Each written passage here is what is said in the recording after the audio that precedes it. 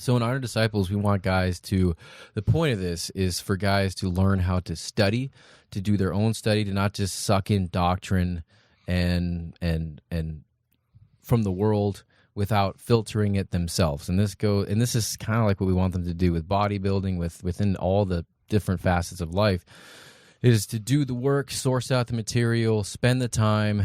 Don't just internalize stuff that you haven't really been through with a fine-tooth comb. So that being said, we don't want people to subscribe to like our doctrine. We're not like professional master teachers that know everything, but we want to encourage guys to do the study for themselves, like we do. Like Paul encourages the Thessalonians, like you have to cross-examine everything. Just because you think I'm vetted as a teacher does not mean that everything I say is going to be perfect all the time.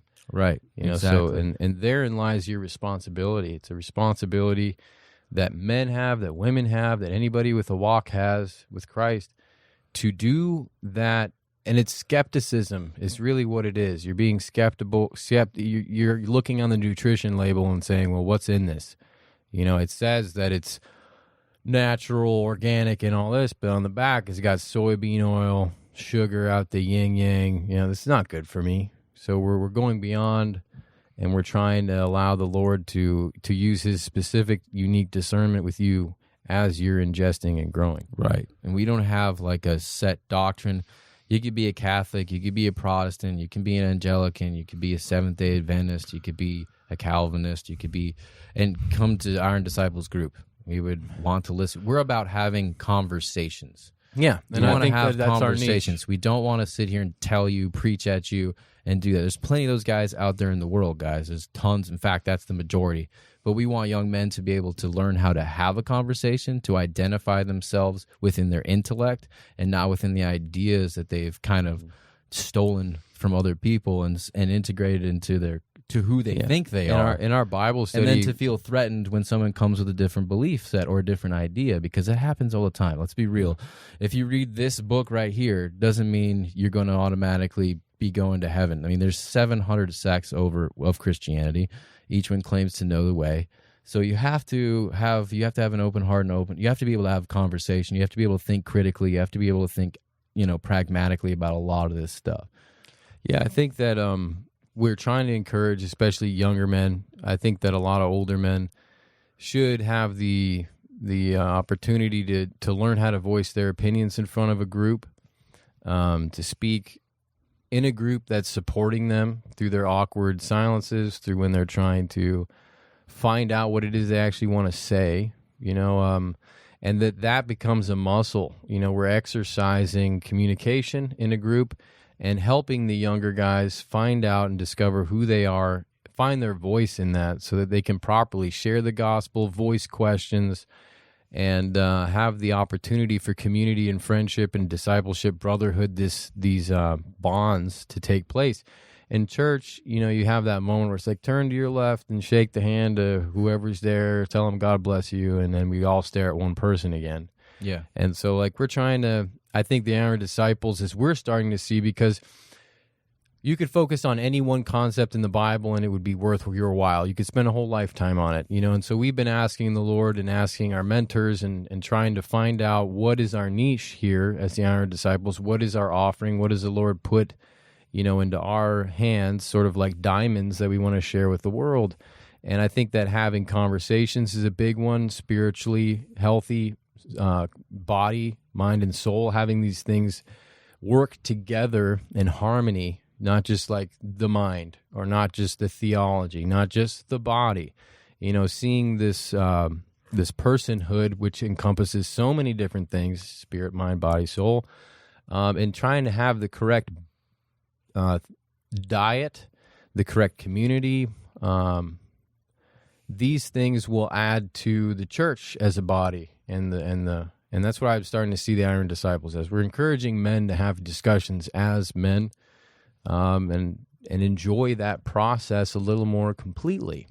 I think part of what stemmed this conversation was, like on our last podcast, we talked about it a bit, the Grifter one, on some of the disagreements just in our comments and stuff amongst Christians, and you can really see how Christians become almost dogmatic in some of their specific beliefs. Oh, yeah. And, that's why we have these different denominations. And I think on a lot of the, like, more gray area stuff, the Christians that really take hard stances, it's frustrating when you're trying to do what we do, because we're not there to take a hard stance on the gray area items.